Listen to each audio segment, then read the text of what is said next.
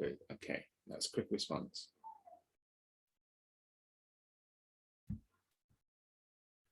Okay, good morning. Happy Sabbath, everyone. Well, can everyone see my screen? Yes. Yep. Yeah, good. Amen. Okay, so let us pray then.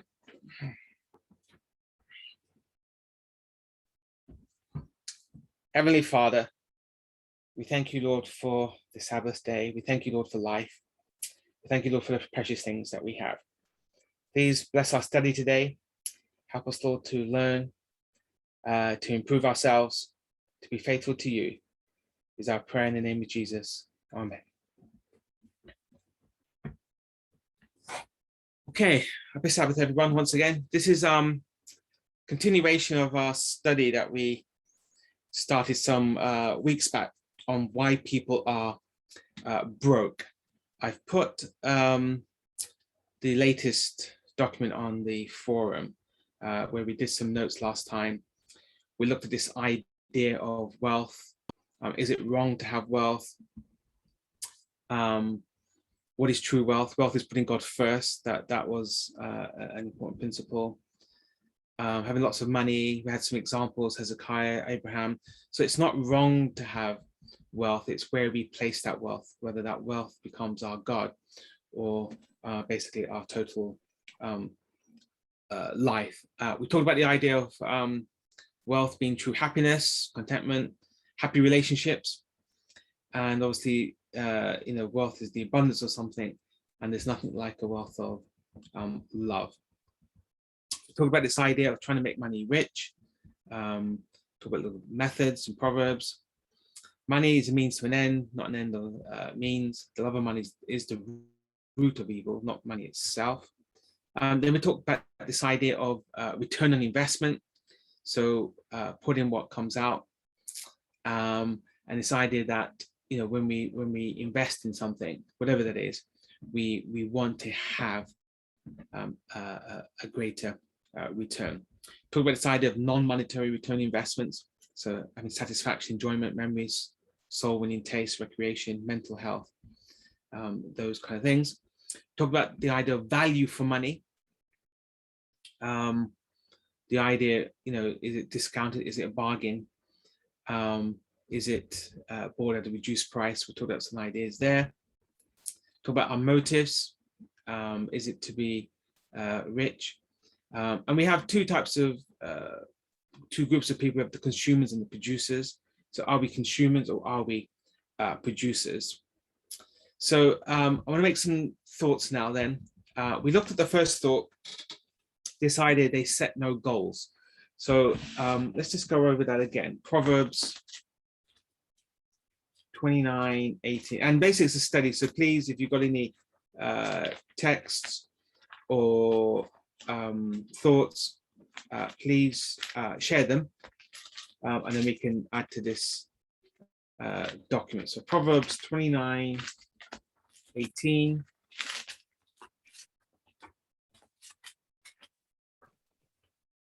States, where there is no vision, the people perish, but he that keepeth the law, happy is he. So obviously the context of this is prophetic vision, but I've kind of made an application here to setting goals. If we don't have any goals, whether it be financial, business, or personal goals, then we just kind of wander.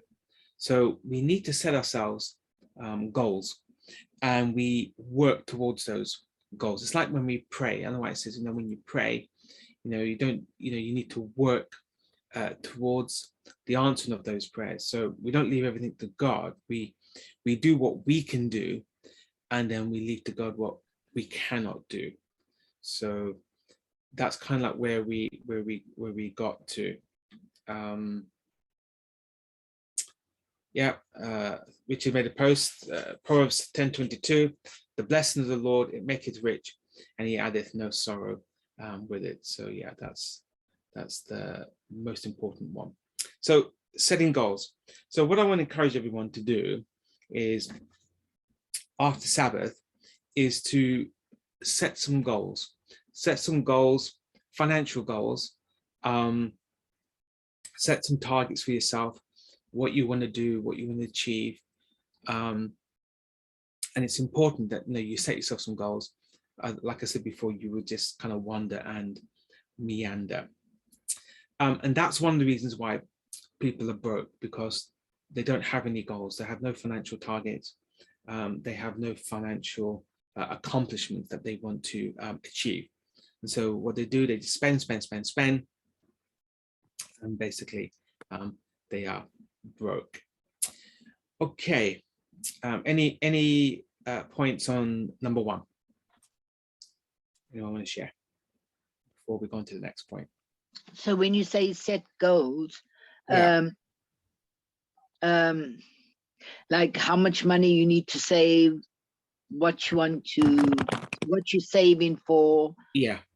that kind of thing.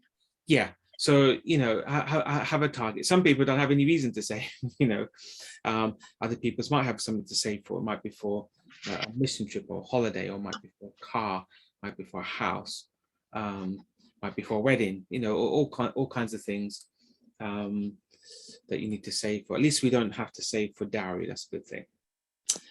All right. Number two, they blame others. So people go bust and they say, but it wasn't my fault. It was so-and-so fault. It was my mother's fault, my father's fault for the way they brought me up, or it's my husband's fault, or my wife's fault, or my children's fault, or it's my stockbroker's fault. We blame others for being broke, but at the end of the day, we have to take personal responsibility for our own actions. Which protects Job 22:24.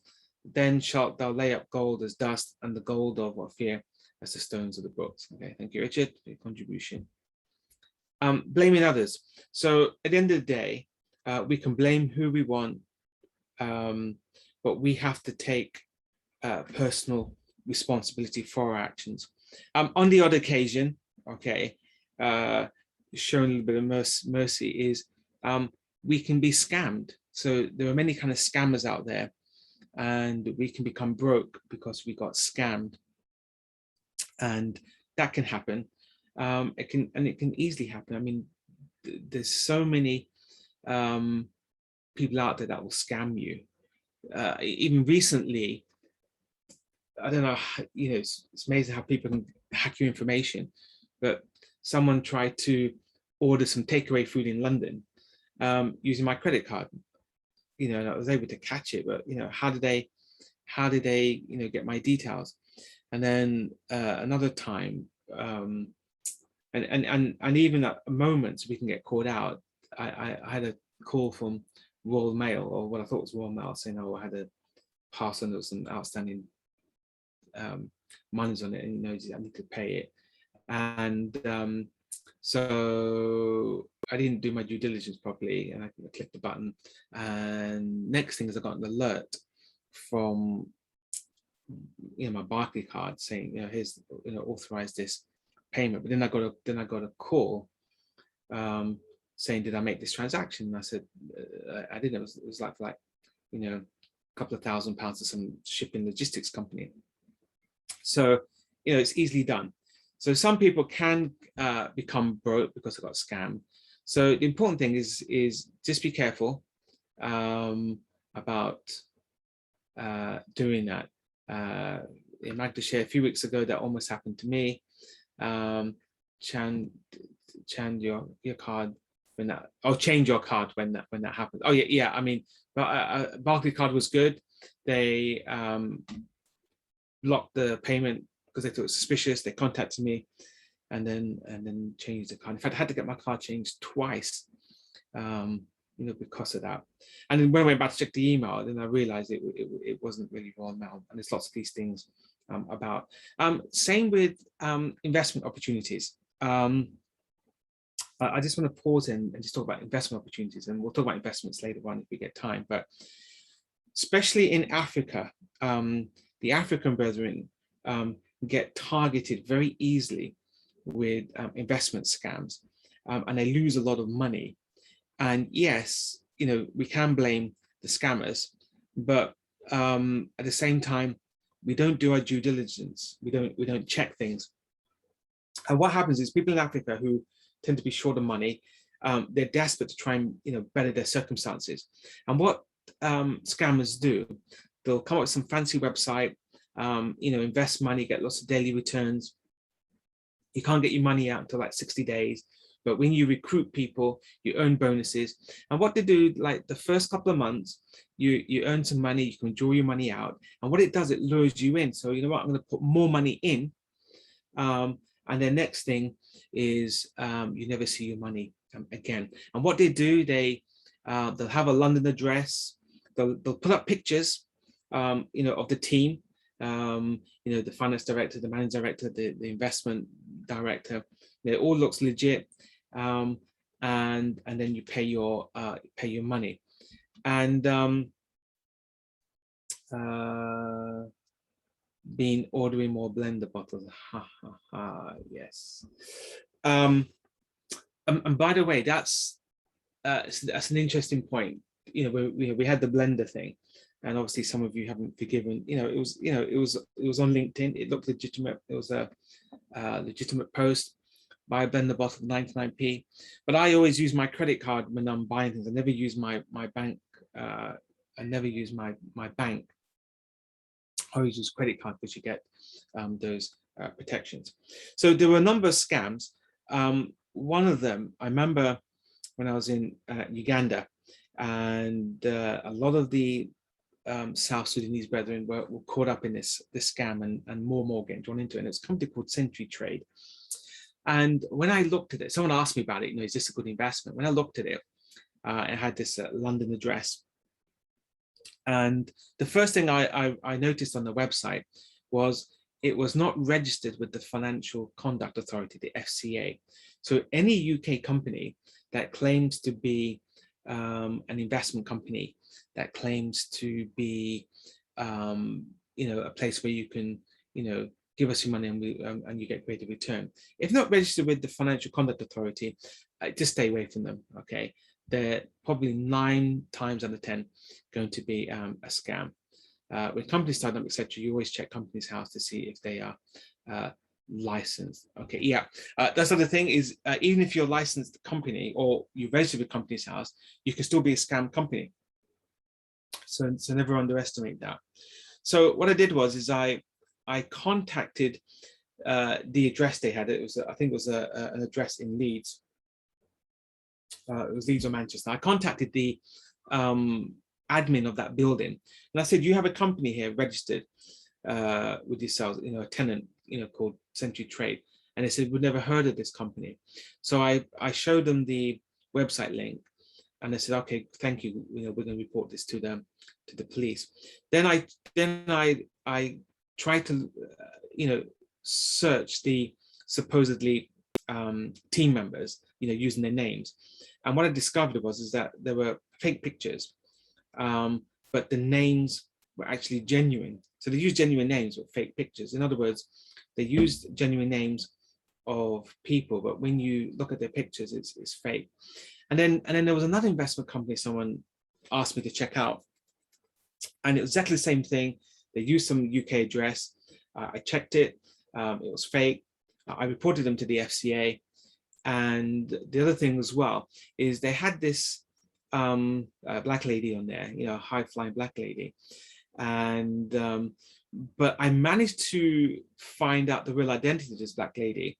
When I did a search, and I found her, and I told her, and I emailed her. I said, by the way, people are using your name, okay, or using your picture to say that you endorse this product and that you're, a member of this company. And then, she was actually a real lawyer, so she did her own kind of investigation.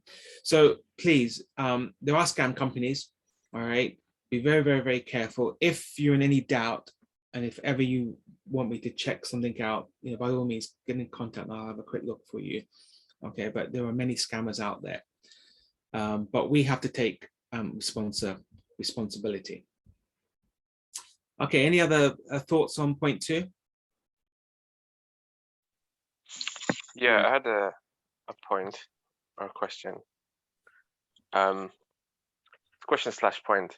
So it's not really about blaming others, but do you think that there is a level of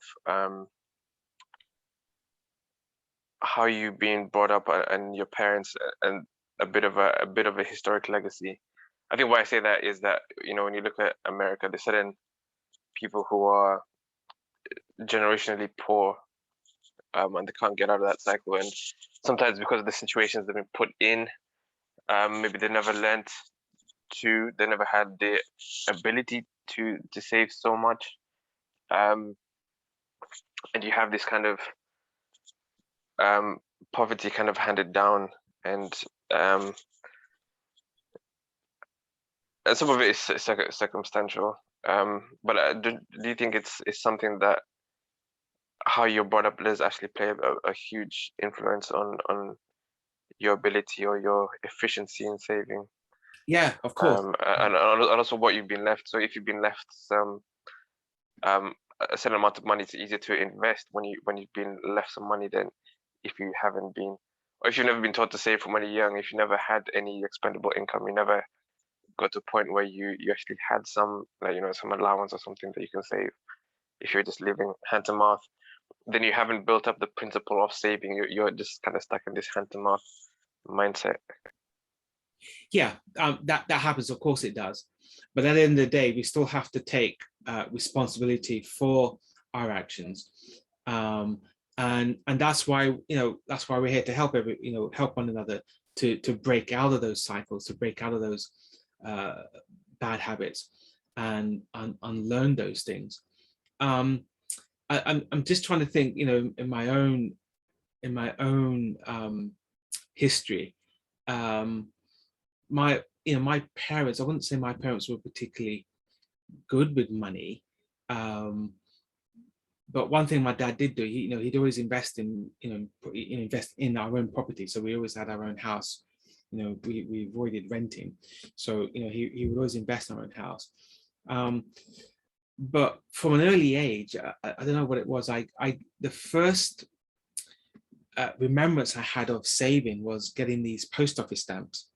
And they used to have this thing where you have 10 pence or 20 pence or 50 pence, and you'd buy these little post office stamps. And when you had enough stamps, it accumulated like to £5, and then you can cash it in. And I remember, doing that, getting 50 pence in here and 50 pence there, and getting these things. And then at an early age, we had a Abbey National branch open near where we lived. And I remember they had these kind of little Mickey Mouse and Minnie Mouse adverts encouraging children to save, and that was my first. I must have been about 6 or 7. My first recollections of actually having a savings account, and I just started kind of doing that. Yeah, I think we are influenced by our environment. We're influenced by our parents, our upbringing.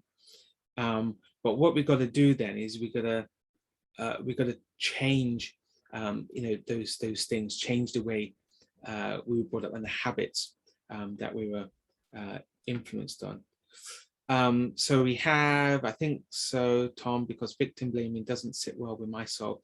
For example, we know women weren't able to get credit cards until the mid-80s, unless they were married. So would we blame them for not having access to finance?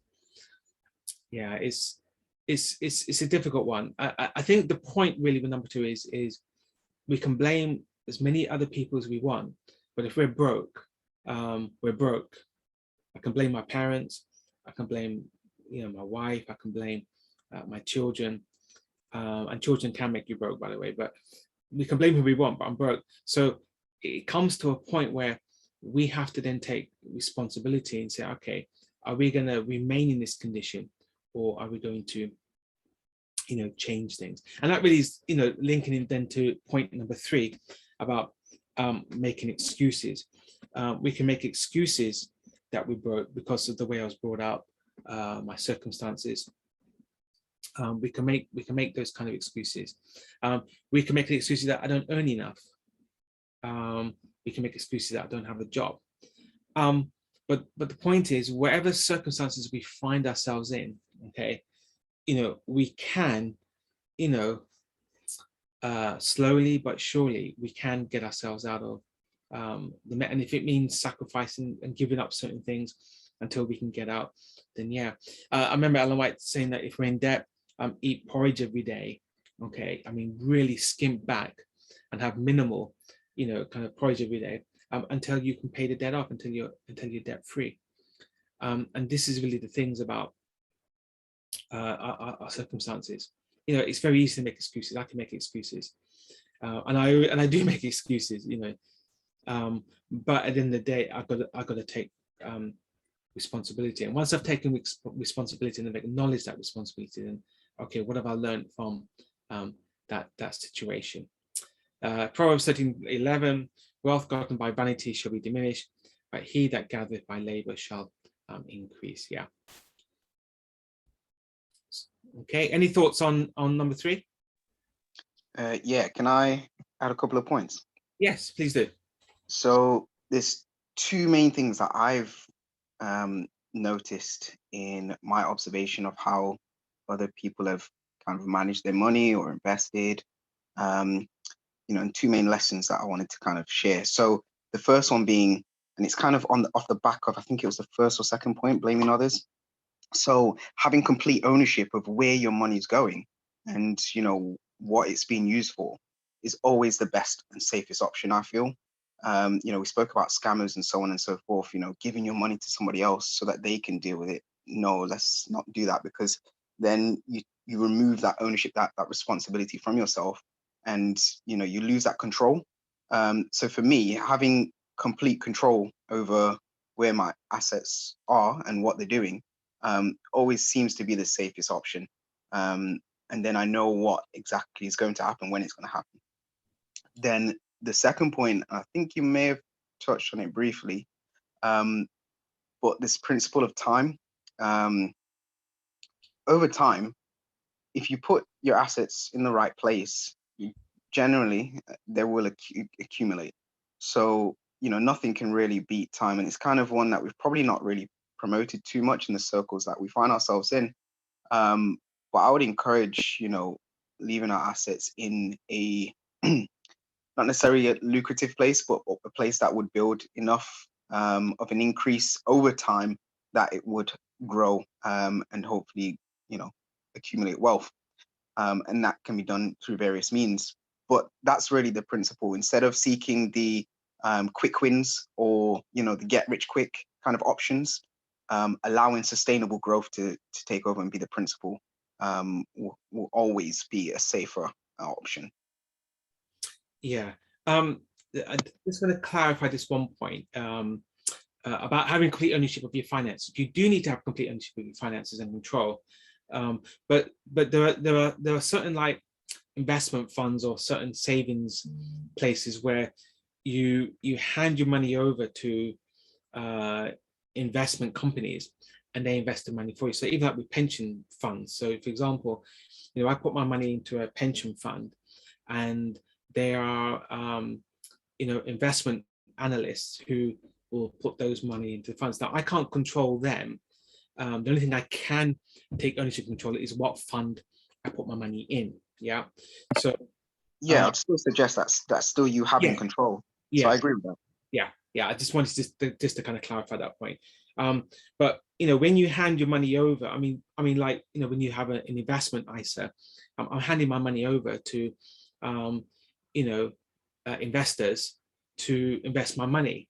But the real point really is make sure that any organization where you get investors to invest your money, that they're properly regulated, they're proper bona fide companies. I think that really was the issue. And you made a good point there about putting your assets in the right place and having time. And I did that word patience, because over time assets will accumulate, and if you just have the finances, the patience, it can add up. I mean, it's like hold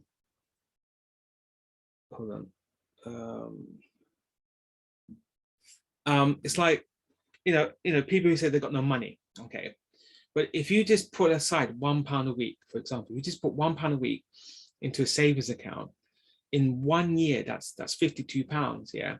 And then in 2 years, that's £104 plus the interest you're making, and it will accumulate. But what we think it's impossible. What's the point? What's £52 savings in a year? But the point is, at the end of the year, it's £52. It's £52 more that you didn't have at the beginning of the year. So it does require patience, and not giving up. I mean, it's very easy to give up. Sometimes what's the point of it all? But you gotta just keep at it, be patient, and just keep faithful as well. I had been informed by Barclays Bank, in case of a financial crash, that if you have anything in the bank over 88k, you would lose that amount. Yeah, so basically that's part of the Financial Conduct Authority.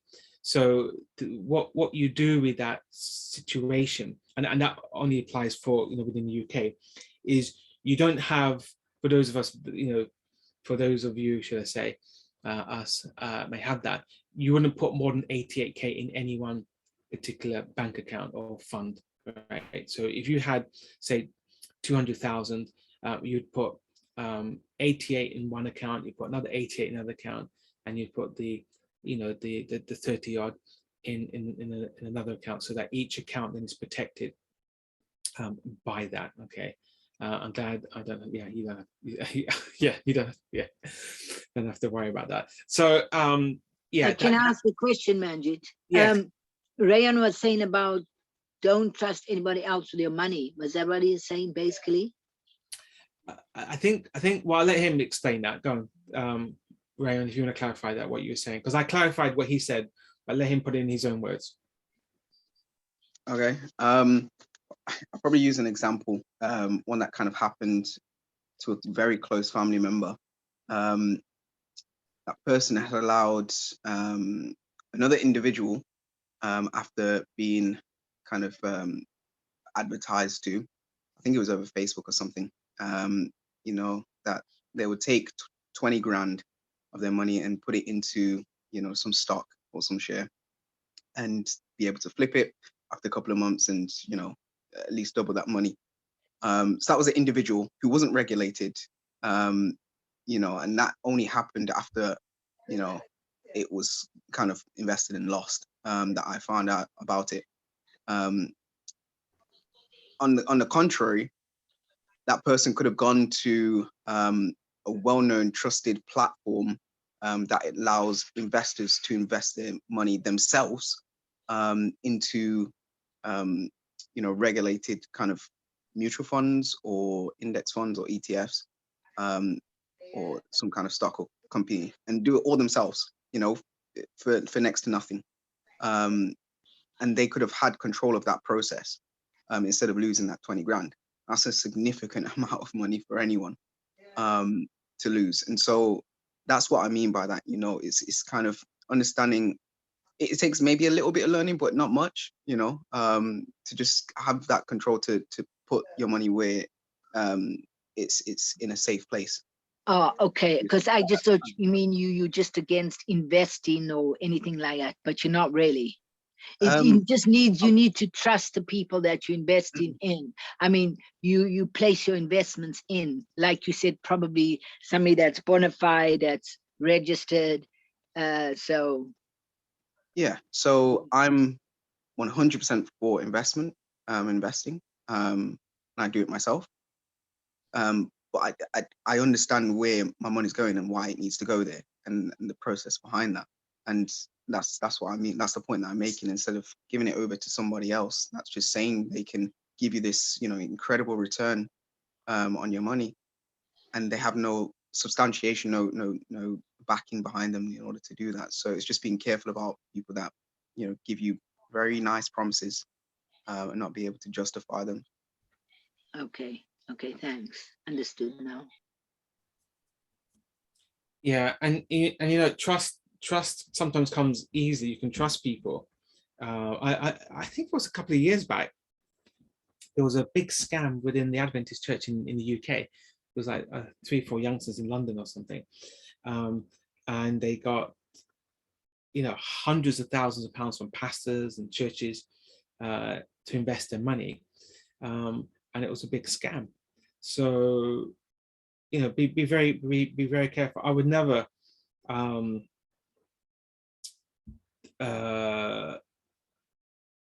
take someone's money and invest it, because it's just a huge responsibility. In fact, I did that once. Unfortunately, we was able to get the money back. But with investments, it's difficult when you trust someone else to invest it.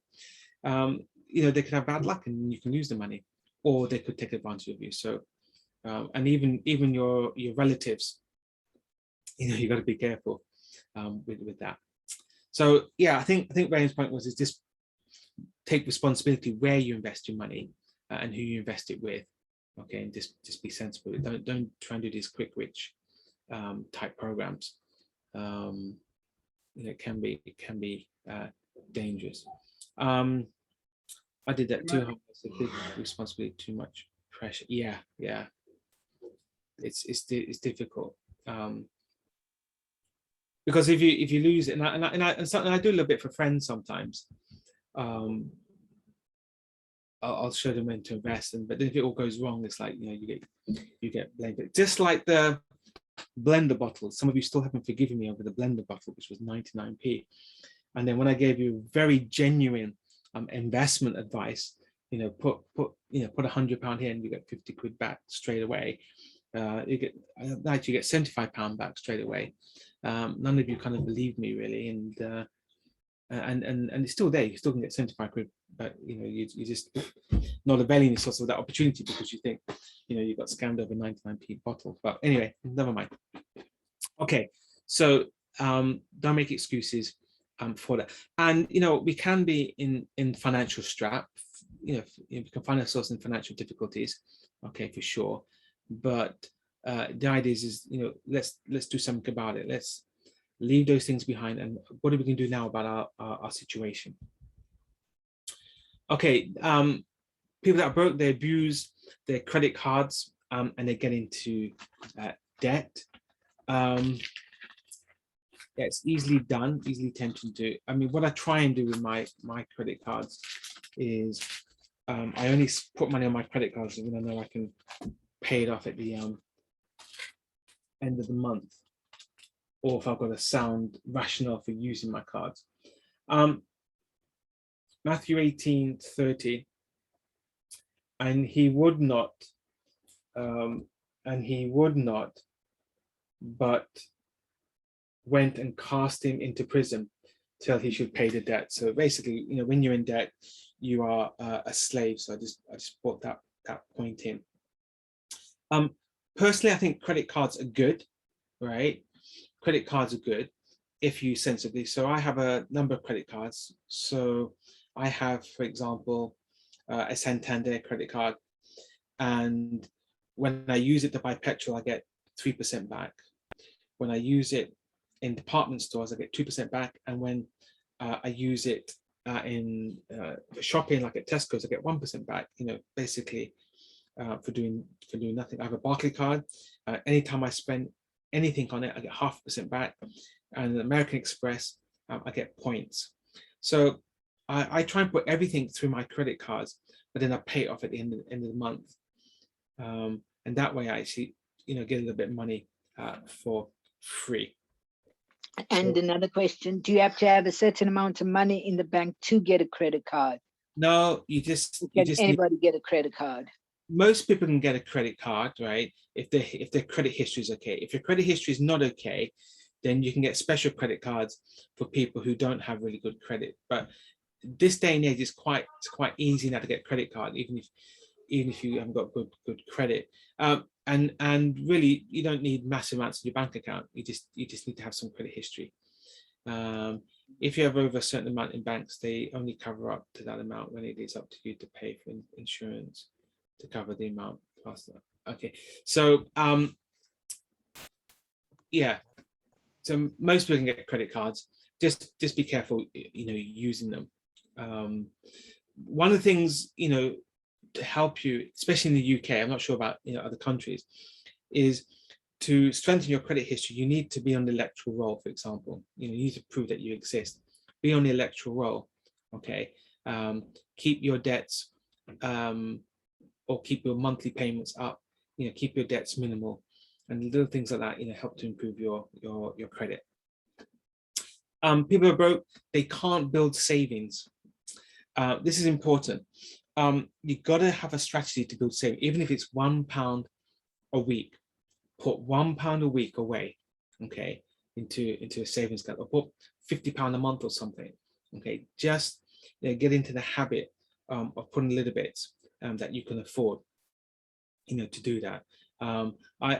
Each month I put away £50 a month into premium bonds, and I just kind of set it and forget it. And over a period of time, over a year, that's £600 savings. Over 10 years, that's £6,000 savings. But if you just do a little bit and often, then it builds up. And then when it comes to a rainy day, I can draw it out.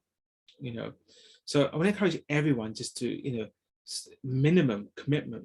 Put £1 to £5 a week away, into a savings account, cash ISA or something like that, or into premium bonds or something, or to low risk investments. I want to encourage everyone to do it, and everyone can afford £1 a week. Can I get a credit card with no credit history? It's everyone has to start somewhere, right? So what you can do is the first thing I would do is open a bank account. Okay, open a bank account is the first thing you need to do. Make sure you get onto the electoral roll so you can prove you exist, and then someone should be able to provide you a credit card. Okay, you can get special credit cards where they deliberately provide it for people with low credit history. Okay, any other points on credit cards? I don't have a point. I'm just giving you a time check. You have 37 minutes left. I have 37 minutes left. Okay, so I'm to 11:30. Okay, that's fine. Can I, a question on premium bonds, is that right? I Yeah. remember is a premium bond, like, I think I paid £5 maybe 40 years ago on a premium bond, which I don't know where. So does that accumulate? Are you saying that accumulates? No, no. What accumulates is when you add to it. You don't. Premium bonds is where you lend money to the government. You lend money to the government, so you never lose that money. You can take it back every time. But what they do, instead of paying you interest, they put it into like a cooperative fund, and then they do like a monthly draw. So whoever's got a certificate, if their number comes up, they get like a prize. Yeah. So does that, if I don't have the certificate anymore, all this moving that I've done, I can't seem to find anything, can I just contact them? Yeah, you can contact them and see if, I think you give them your name, your date of birth, and see if they can find you. Right. Okay. Yeah, you might be sitting on £1 million there, CG. Yes, you never know. You never know. Yeah. So Debbie, did you want to say something? No, I didn't know. Oh, okay. Okay. All right. So I'm not telling you, please, I'm not telling you to put them into premium bonds. I'm just suggesting that, you want to be putting some money aside every week, every month. Okay. Wherever you feel kind of comfortable to do that. Okay. Any other points on 5? I think for me, it's always the long-term option. So if you can't build quickly, build slowly. So there's a principle called compounding interest. I won't take too much time to kind of explain it, but essentially what it is where a percentage increase will build cumulatively over time, and as money gets larger, that same percentage is applied to it, and then as it builds, same percentage applies to it, but it keeps on building on a bigger number. So naturally, it's like timesing by the power of 2. Over 10 years, it becomes huge. So there's a calculator that you can use online, which I recommend. essentially, if you just crunch some simple numbers, if I was like 23, 24, and I was to save, I don't know, 250 every month until I'm like 65, I would be a millionaire if, you know, that percentage that I was getting on that investment was about 7%. I would easily become a millionaire. And so, yeah, there's no real excuse kind of for not saving, if you put it that way. Yeah, and that's important. I mean, basically, compound. The other compound is you get interest on your interest, and obviously, you know, if you keep saving each month, you know, it's building up. So yeah, I just want to encourage everyone. You know, we need to have a savings mindset. Whatever your affordability, if it's £1 a week, put £1. We can all find £1 a week. You know, to put away. It may just mean one less driving trip, well, one less. You know, granola bar, whatever you know it is. Okay, it may mean one meal being hummus and bread. You know, maybe another meal being porridge. You know, we can all put £1 a week. We can all do something to do that. And you know, Manjit, yeah, go ahead. so is there a difference with what Ryan's saying? Ryan, are you talking about investments where you had this compound effect? Because Manjit, you're talking about savings. Is there like a difference? Is savings where you just put money into a savings account, but there's no interest? You just saving up your money, so your money's just piling up. But with what Ryan's talking about, you're talking about compounding, so that money will increase. Are you talking about two different things or the same thing? With savings and Yeah, investments. it's the same thing really, because in a savings account, even if you get like a building society savings account, yeah, okay, the interest might be, you know, 0.01 or whatever it is, 0.1, but it compounds. So you get interest on the interest. So what Rain is saying is you get interest on the interest.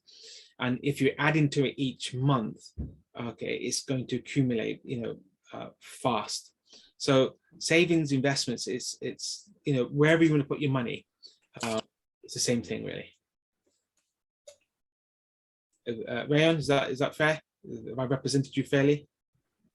Yeah, no, I think that's sound. And I guess what I'm talking about with the example that I gave was maybe, I'm not recommending anything, but you know, with like a Barclays account, you would get like your 1 or 2%. This is kind of going off into a bit of a tangent slightly, but with inflation, inflation works, you know, every year you're probably losing 1 or 2% of your money, and everything just gets more expensive. So what I tend to do is put my money into like, it's like a Vanguard account, in some low risk, or some high risk kind of funds, which on average give, you know, maybe a 6 or 7% return each year. And so I'm beating that inflation and hopefully making some on top every year. So it's the same thing. You can either put it into a bank or you can put it into an investment ISA. It works the same way. It just depends on the interest percentage that you get on that account. So yeah. Okay. Any other points on point 5? Number 6, they don't stick to a budget. So each of us, okay, has an idea of how much money we got in and how much money we've got coming out. Well, actually, we got more sight on what's coming in, and what we don't really have a budget. So what you want to do, you want to budget your money each month or each week, depending on how you paid. So obviously, a certain amount will go towards house bills, rent or mortgage. Another portion is going to go towards food. Okay, so once you've got your food and your house bills sorted out, you know, electricity, water, gas, those things, then some of it has to go towards your transport, car, transportation, petrol, train, bus, whatever means of transport you have. And then what you got left over from all those essentials, you then decide, okay, well, first of all, you need to be strict with how much you're going to spend on food, how much you're going to spend on fuel and transportation and things like that. Rent and mortgage is normally fixed. And then what's left over, okay, you decide how much I'm going to stick into my savings, okay, And then what I would also do is have maybe a separate kind of rainy day emergency fund. So let's say if your car breaks down and you need to spend a bit of money on your car, or it fails its MOT, then you got like an emergency fund you can fall back on, and then you can have the remainder as a special treat fund, all right, holiday fund, or I'm going to treat myself to a massage fund, anything, whatever you want to do, all right. And so you break up your pot of money into separate pots so that you can manage your money better. But what happens is we don't stick to our budget, and we overspend on things, and we overspend on things which we probably didn't need to overspend on. So set yourself a budget. Each one will have our own kind of budget. Set up a budget, and then stick to it. All right. Any points? Any points in number 6?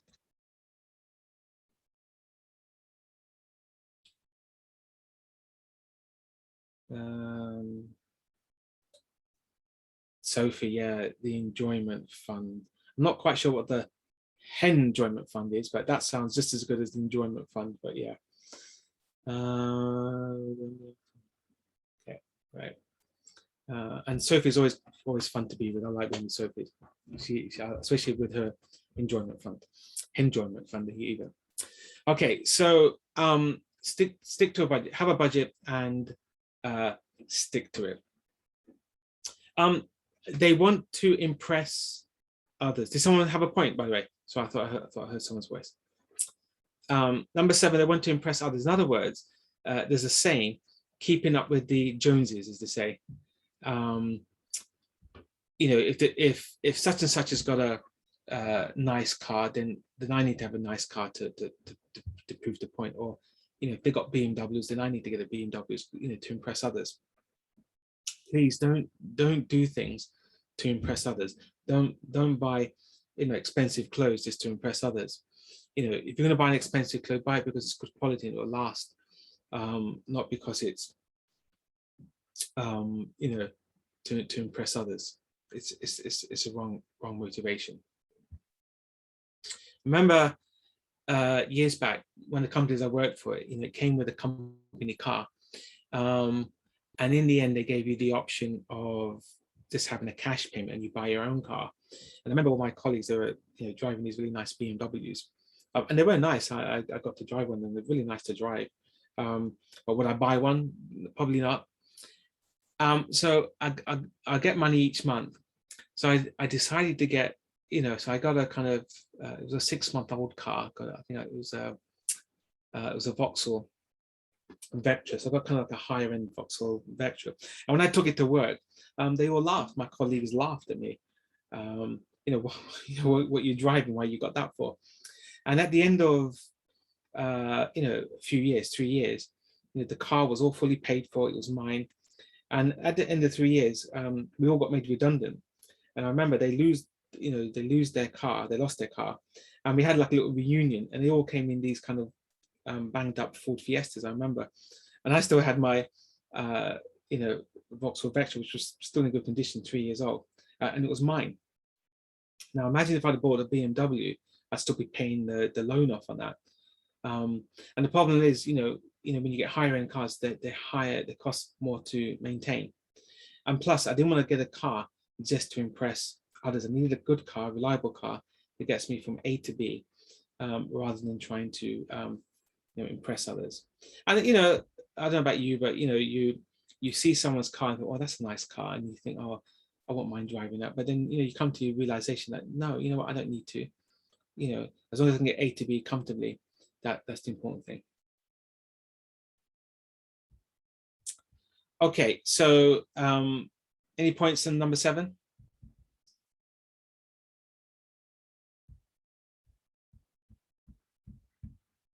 Okay, number 8. They make impulse purchases.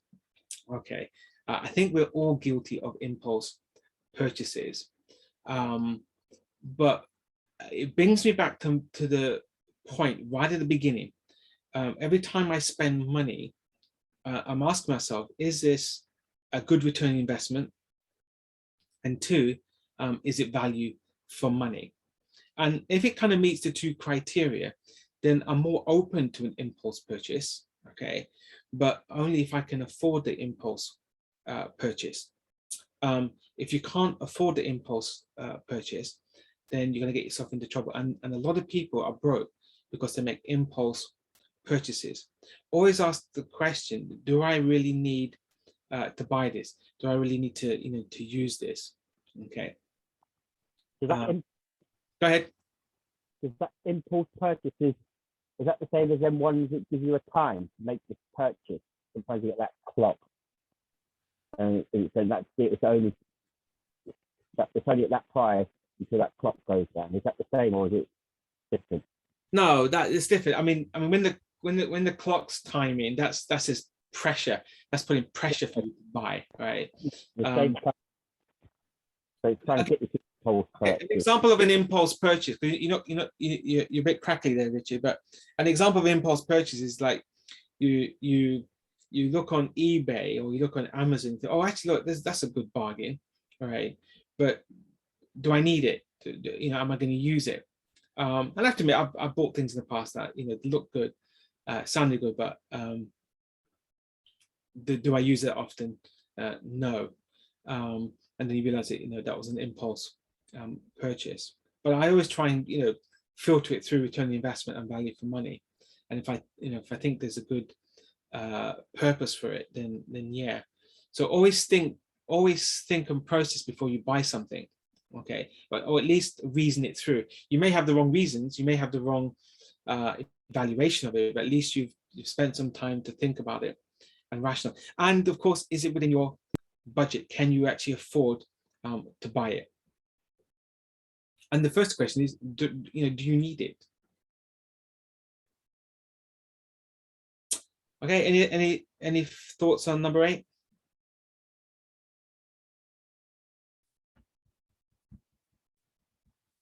Okay, number 9, they don't know how to invest. And this is the point Tom raised earlier about, upbringing and education. Many people don't know how to invest. The dilemma, you find the bargain of the century, but it's outside your budget. That's true. If you do find the bargain of the century and you need it and it's good and it's outside your budget, then that's why we have our emergency fund, and we have our enjoyment fund, and maybe those two combined can help you to buy the bargain of the day. But if you do happen to find the bargain of the day and it is a genuine bargain and you need it, then what you may have to do is you may need to break the budget that month and be very careful about doing that, and then you have to take it out from another month. To do that, you need to make it back. But only do that very carefully if it is the bargain of the century. They don't know how to invest. Okay, so that really comes with education. Okay, education and learning. There's always lots of places to invest. As a minimum, everyone who's with a bank, every bank or building society, like there's very few building societies left, but something like Nationwide Building Society. Okay, they'll have a savings account, a basic savings account. You can get an ISA account. Rayon talked about Vanguard. There's and I told you about Invest Engine. There's lots of places where you can just put a little bit of money each month, and then you can choose which fund you want to put them into to do that. Okay, you may get it wrong at first, but at least you're educating yourself. At least you're making a start, on the road to bettering yourself. Okay, I remember he's dead now, but there was a passage to do these kind of improvement programs. I can't remember his name, Leo something, Sherrill or something. He used to do these other programs, and I remember him sharing that even if you worked at McDonald's, okay, so he had decided you work at McDonald's, and if you took 1 hour of your wage every day, so you take 1 hour wage every day, and you just invested it, okay, invested 1 hour of your time every day, okay, of your wages, in years time, like the point was made, you could be a millionaire very quickly. You can raise money very quickly. But if you were disciplined enough to take 1 hour of your wage every day and invested that, okay, then you'd be amazed how much it would accumulate to. But what we do is we earn money and we just flitter it away, or we spend it here and spend it there. It's amazing how quickly money can disappear. I mean, for example, you can easily spend a week's shopping, on one restaurant meal. Okay, so you weigh up: do I go to the restaurant meal, okay, or do I just do a week shopping and eat off my week shopping? Things like that. If it meant I can do a little bit of saving each week, I'll do my week shopping and then I'll invest the difference, okay, rather than lavishing it up in the nice restaurants. Okay, they don't know how to invest. Okay, any thoughts on number 9? And this is something we can look at some details, maybe an off-Sabbath talk or recording, really. Places to invest and what to invest in. The number one. Yeah. Go ahead. No, I was going to say, I think it's something that needs teaching or coaching. Because I think sometimes we come out of these sessions, but okay, yeah, I'm going to invest, I'm going to do all these things, and then kind of like 1 week later, it's kind of just disappeared. So this is a request.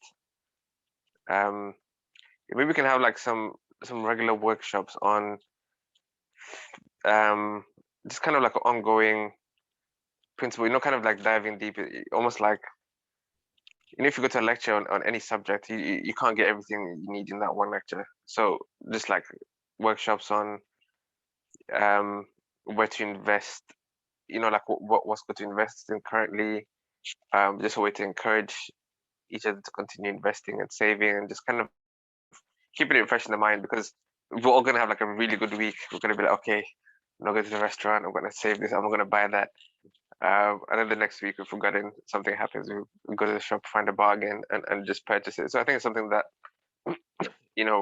for a lot of us who weren't taught, we didn't build the habit. I think we need a bit of encouragement or continual, I don't know, I think maybe support in building that habit. So kind of like just keeping it fresh in the mind, keeping like, you come up here like, yeah, I want to invest, but then when you actually sit down to invest, you just get flooded, overwhelmed. Like I've got like 5,000 different options. This one says this one says that. I'm not really sure which one is the best. So maybe something like, like in everything, there's always like the foolproof ones. It might not be the most optimal in terms of, not like stock trading, well, not like foreign exchange, where you can make a lot of money, but you have to be really quick in doing things. But somebody can just put your money somewhere, and know that it's definitely going to give you a return. So I think just things like that, just kind of getting into the practical, like, okay, this company is doing well, or if it was a couple of years ago, it'd be like, yeah, put your money in Bitcoin, and then we'd all be millionaires now, or whatever's going on. Does that make sense? Yeah, we can look at something. I know Sophie put this point. I'd say most banks, will offer you a free consultation. Some of them actually charge you to have financial advice. Okay, but you can't. Most of them will give you like a free appointment. Mortgage advisor, your bank. Yeah, that's all good. Yeah. Okay, Curtis. All right. Yeah, we hear you. Okay. Yeah, so it's something we can look for, but as a minimum, everyone can start saving into a bank or building society savings account as a minimum. Everyone should start doing that as a minimum. Okay, point 10, because time is pressing. They have poor spending habits. So all of us need to become more disciplined in how we spend our money and what we spend it on. Like I was saying, you can choose, you can do week shopping, or you can eat out. It's entirely up to you, how you want to spend your money. But if at the end of the month and you're short, then it's a problem. I remember years back. This is years back. I remember, for a friend of mine, they knew they were going to be short of money one month, and then they went out to the restaurant. I don't know how much they spent, but they spent quite a bit of money in the restaurant. All right. And then at the end of the month, they were short, and they asked me for a loan. And I'll be honest, I was a bit frustrated by that. I said, well, so you're borrowing money off me at 0 rate interest because you had a jolly up at the restaurant, which you didn't have to have a jolly at the restaurant. You could have saved that money and used it, for your shopping. But in other words, all of us need to be wise in how we spend our money. And if we can't afford something, then we simply just can't afford it. Even just a cash and spare change tin at the home can. Yeah, it does. Yeah, definitely. I have one where I chuck in change every time I go home, and that, in the words, Tesco for the help. Yeah, I got that idea actually years back when I was young from my uncle. He used to have one of these big giant. Don't ask me how we got it. He had one of these big giant whiskey bottles, and he used to just put his 2 pences and 1 pences, and over time, it'd be completely filled up of 2 pences, 1 pences, 5 pences, and it'd be worth like £100, £200, once it's filled in, and that's just like from spare change. So we did that here, and I think I got like £8 worth of £1 and £2 and 5 pences that we just keep. It adds up. But I was thinking really more, like a building society account, doing that. I don't use cash anymore. Good for you, Tom. Use your credit card and get money back on that. Good for you. All right. Okay, so it's poor spending habits. Okay, 11. We talked about this when we had our session 1 about investing in themselves. So I'm not going to go back on that, except I think on here, 11, we can start learning more about how we can actually, places to invest, places to save, what's a share ISA, what's a cash ISA, things like that. Yeah, there's an app through the rounds that any places you make your card invest, whatever it has been out. Yeah, there are quite a number of those around that do that. In fact, there's one a friend told me about. I looked at it, but when it wanted all my bank details, I thought I didn't want to pursue it. What's it called? I think I may have deleted it.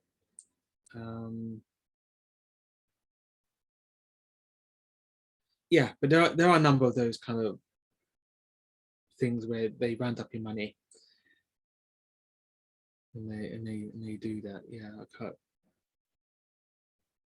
Yeah, I can't remember. There's not to buy. Okay, so yeah, number 12. Their finances aren't organized. So yeah, really, you just got to be organized with your finances. Know what money comes in and know what money is going out. Yeah, I know what you're talking about, Tom, on your card. Okay.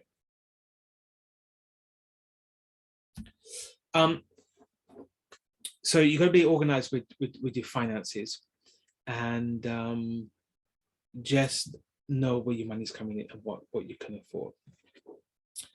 Point 13, and we really addressed that. They spend more than they make, so your outgoings are more than your incomings. And that really gets tackled if you can work on your personal budget. Okay, so stop spending more than you make. Otherwise, that puts you in debt. They own a car they can't afford. Please only buy what you can afford, or make an allowance for that. So I had Luke 14, 25 to 35. I'm not going to read it all, but it's basically the cost of discipleship. Talks about the cost of things. So we need to really know the cost of things, and can we actually afford to have things. Okay, and likewise, they own a home they can't afford, and this was going to be one of the reasons when we had a financial crash. People bought houses they couldn't really afford, and then they got caught out and lost it. So in other words, to summarize that, live within your means. So just some practical advice and summarizing everything we kind of talked about. One, understand your savings, understand actually how much savings you have, and have financial targets for your savings. So good advice is that you should have 3 months worth of salary savings. In other words, if you've got 3 months of salary savings, then if you were to lose your job, for those who have jobs, if you lost your job, then you can survive for 3 months, okay, while you're looking for a new job. Okay, so basically it's kind of like a provision fund, okay, in the event that something should happen to your job. So try and save up 3 months worth of salary as a minimum, okay, that you can have access to, low risk, that you can access if something should happen to your job. Okay, but understand your savings and have a diversified portfolio of your savings. So put your savings into different pots.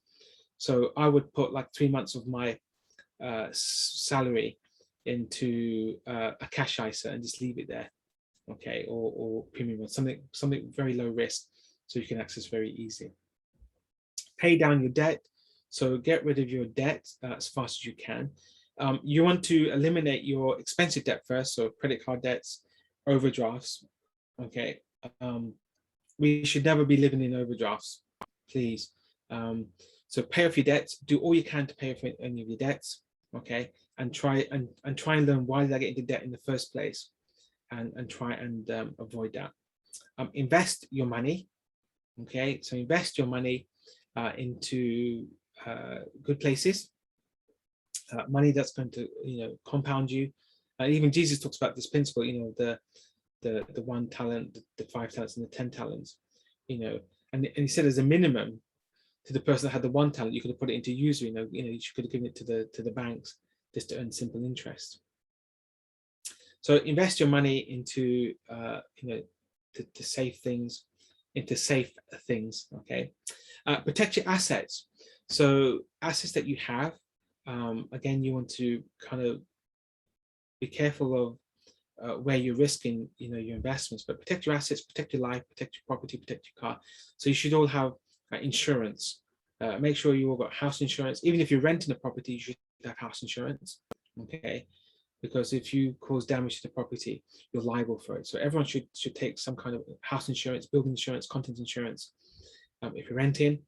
And for those of you who have dependents, you should everyone should have life insurance to do that. If you've got mortgages, house property mortgages, you should definitely have life insurance so that the debt can be paid off and not put upon your relatives. And invest in your education. Okay, we talked a little bit about that, educating yourselves, but invest in your education, making yourself more knowledgeable. Some of the wealthiest people in the world, they read 2 to 5 books every week. They devour it, become more knowledgeable. And I have to, I've been very guilty of that. I probably read 1 book every 2-3 months, if that. But we need to kind of refocus and educate ourselves in just an understanding of things, and be knowledgeable in the areas of finance and business and education. Okay, so any thoughts on everything we've covered today before our time wraps up? Yeah, one thing that I haven't seen on this list, maybe a 6th point perhaps, is principle of automation. So one of the more difficult things to do is to consistently be disciplined and principled with putting your money away. So we're all human beings and we forget, we have busy lives. So let's just get rid of all the excuses and set up some sort of means that just does it for you. So you don't even have to think about it then. But you know that, you know, every month, you know, you're disciplined, in quote marks, but you're not. But your money's disciplined enough to do what it needs to do, and then you don't have to worry then. Yeah, I talked about the idea of putting something regular, you know, weekly or monthly, in the previous points. But yeah, we'll put it as point 6. You know, ultimate, basically, just set up a standing order, all right, or set and forget. Yeah. Any other points, thoughts? You have 3 minutes, Manjit. Thank you, Devray. I was looking at my phone. I was looking at my clock at 11:30. Okay, so I don't have. So okay, so and also not to take money too seriously. Life is for living as well, and sometimes you can spend all your life focusing on saving money and making investments or working, and there's no time or room to make memories. With, yeah, it's, you know, it's getting that balance. Memories with loved ones, travel, have fun, or at least if it's something you value, don't get so serious with money that you never leave room to just live life. Yeah, that's it, man. Yeah, balance. Yeah, getting balance, and you know, you have to be proactive at that, to be honest, to live. And you know, I know people who have lost the balance either way, so they live miserable lives, have lots of money, and they die of a heart attack and miserable, and you know, never smile. And then you've got those at the other end who lived it all, and then when it comes to retirement or when they can't work anymore, you know, they're totally busted. So it's getting that balance, you know, having preparation, preparing for the future, and that's why we're saving money. Really, we're saving money for emergencies. We're saving money for our future, and those things. Yeah, but yeah, I totally agree. Having that balance, and that's for each of us then to find that balance. So yeah, good point. Any other points?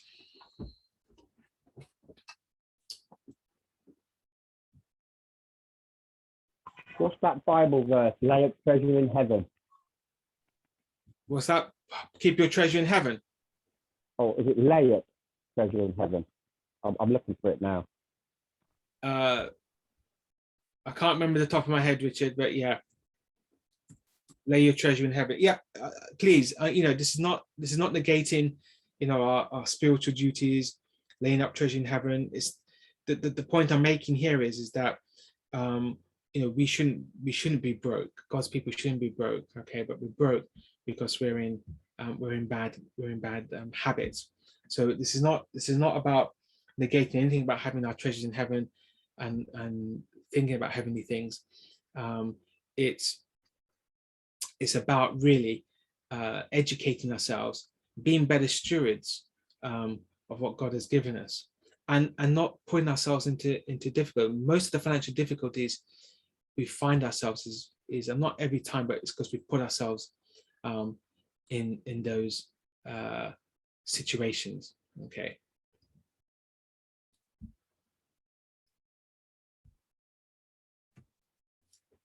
Okay. Any other thoughts?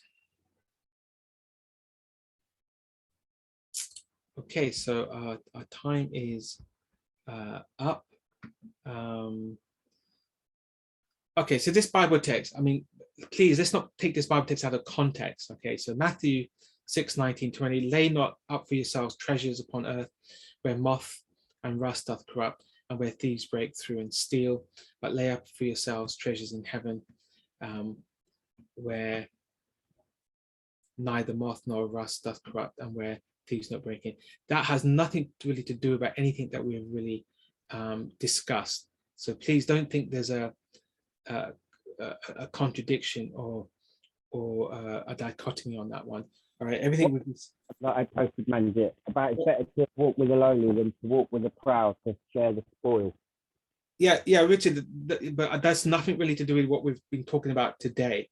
Okay, please It seems don't to don't get, involve what you've been talking about today with other people who are not even godly, and companies that are not even godly, and that companies that invest in things that we don't stand for, like alcohol, tobacco, pornography, and other satanic markets. And a lot of these companies have a finger in all of them, especially the ones that guarantee a certain amount of security. but that's where you're a little bit wrong, Richard, because many of the investments and savings we do, we can choose where the money goes. So, please don't take that Bible text out of context. It's talking about where our priorities are. That does nothing to do with the fact that we shouldn't have savings. We shouldn't be investing our money. We shouldn't be spending our money carefully. Okay, and we shouldn't be broke because basically what you're suggesting is that we should be broke. We put all our money away, give it all away, and then we're broke and busted. We can't feed ourselves. We're in poverty, and then we end up blaming God because that's not what it's about. Now it's 11:32. It's 11:32. My time is up. Our time is up, should I say? Let me just quickly read these points and then we'll wrap up. I think people have. Yeah. I agree with that. Great. Yeah. Some people. Yeah. Okay. Yeah. So thank you for your comments, public and private, and those who message me privately. I 100% agree on those points. And we've all been there. We've all struggled. We've all struggled with finances. I struggled with finances, in the past. But hopefully, we learn, we grow, and we better ourselves. But God does not want us to be broke. And being broke doesn't mean being poor, by the way. We have, God says poor people will be all the time. Okay, but we should always have enough to provide. In other words, we should never be spending more than we're earning. That's really to summarize. Richard, you're very crackly, so we can't hear you properly. All right. But it's 11:34, so time has escaped us one more time. Yeah. So, yeah. Okay. So please, everyone, read the messages. Okay. So I haven't read them all out, and you've all got my email address. So, if you need any help or, you want to ask me any questions afterwards, please do so. Okay, let's close in prayer.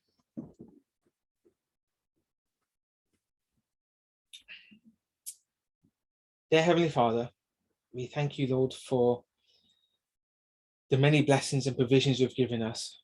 Please help us to be faithful with what you've given us. Help us, Lord, to be wise.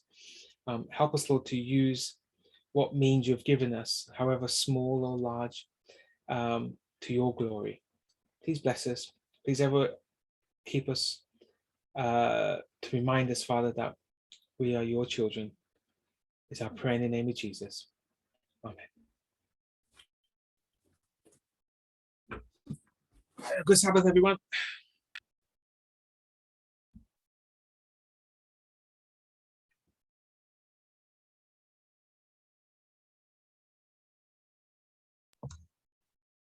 Whoever is recording, can they please stop the recording?